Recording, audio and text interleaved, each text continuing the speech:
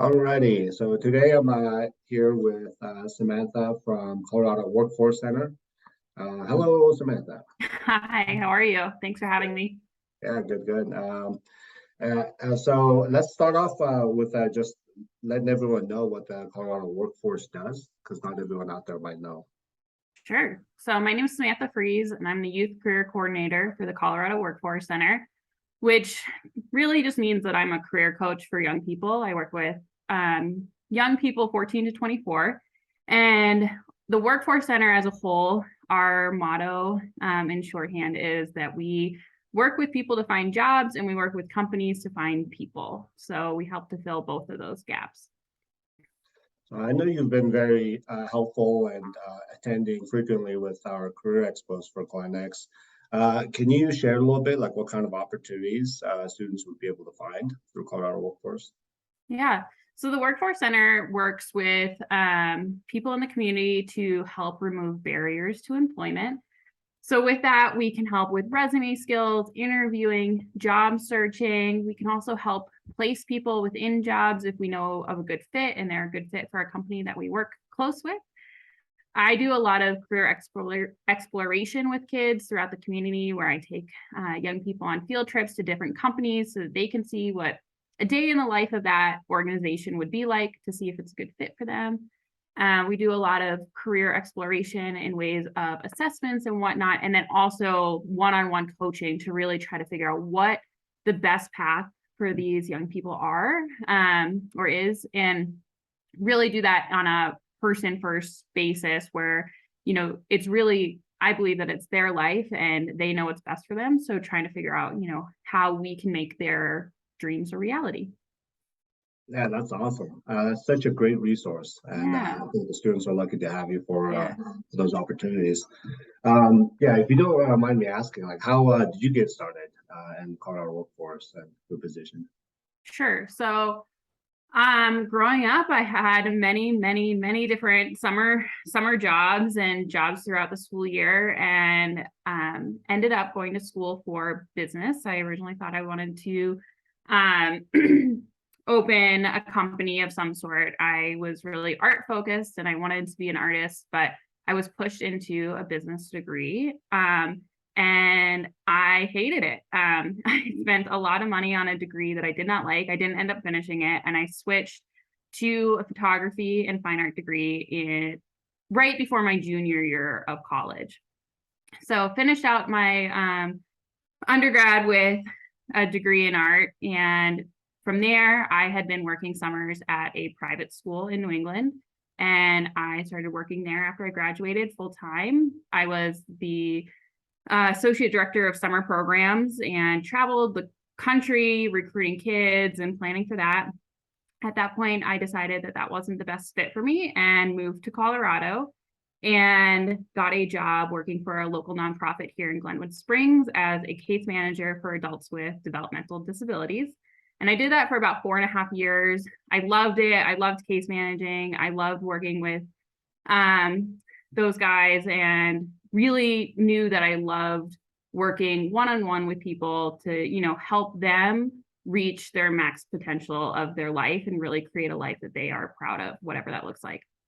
So then this opportunity opened up at the Workforce Center, and I didn't really know what I was getting into, but I knew that I really missed working with young people from my time at the middle school in New England. And this is a good mix of case management, working with youth, and then bringing in like my passion of finding jobs for people, finding what they love, finding their passions. I've had lots of experiences working on part-time jobs growing up and have a whole host of experiences with that, which allowed me to really, narrow down what I'm good at, which I am really love talking about. I like talking about what people want to do, but I also love finding out what they don't want to do, because I think oftentimes we find out more information realizing what we don't like than what we do like. So yeah, that's how I got into this job. And I've been at this position since 2018, and yeah, I love it.